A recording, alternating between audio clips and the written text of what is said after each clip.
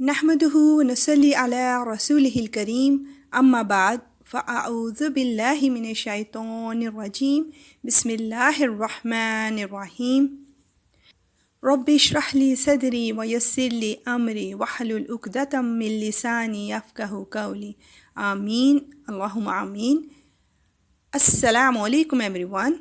تو آج کا کویسچن ہے، کیا بڑے گناہوں کی موجودگی میں چھوٹے گناہوں کا بھی حساب ہوتا ہے؟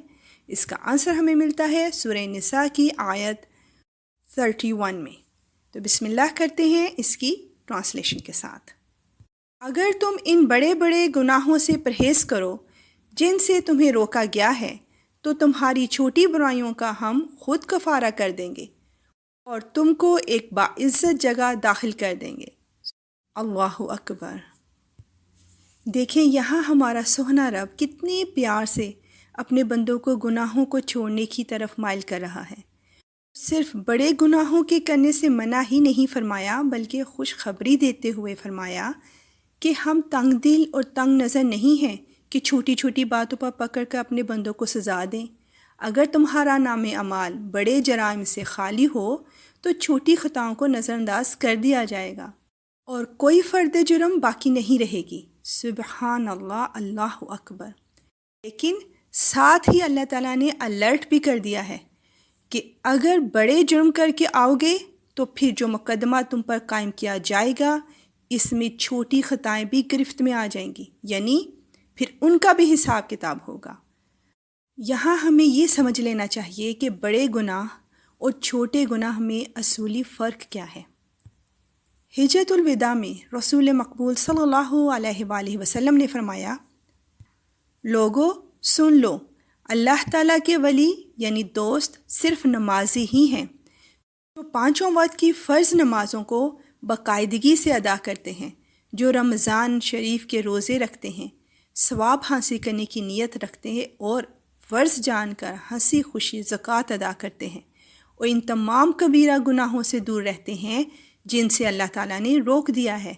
ایک شخص نے پوچھا، یا رسول اللہ وہ کبیرہ گناہ کیا ہیں؟ آپ صلی اللہ علیہ وآلہ وسلم نے فرمایا، شرک، قتل، میدان جنگ سے بھاگنا، یتیم کا مال کھانا، سود خوری، پاک دامنوں پر تہمت لگانا، ماں باپ کی نافرمانی کرنا، بیت الحرام کی حرمت کو توڑنا جو زندگی اور موت میں تمہارا قبلہ ہے۔ سنو، جو شخص مرتے دم تک ان بڑے گناہوں سے اجتناب کرتا رہے اور نماز و زکوٰۃ کی پابندی کرتا رہے وہ نبی صلی اللہ علیہ وآلہ وسلم کے ساتھ جنت میں سونے کے محلوں میں ہوگا۔ سبحان اللہ۔ اے اللہ ہمیں اپنے دین، اپنی دنیا، اپنے کنبے اور اپنے مال میں بخشش اور عافیت عطا فرما۔ اے غفور الرحیم، ہم آپ سے سوال کرتے ہیں بھلائی کا جو آپ جانتے ہیں، اور مغفرت طلب کرتے ہیں اس چیز سے جو آپ جانتے ہیں، بے شک تو چھپی باتوں کو جاننے والا ہے۔ آمین ثم آمین۔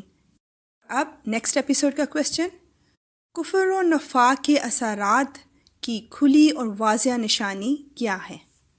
اللہ تعالیٰ ہمارے سننے، سنانے اور آگے سینڈ کرنے کو قبول فرمائے۔ اب اجازت، وآخر دعوانا ان الحمد للہ رب العالمین۔ سبحانک اللہم وبحمدک، اشہد ان لا الہ الا انت، استغفرک واتوب الیک۔ السلام علیکم ورحمۃ اللہ وبرکاتہ۔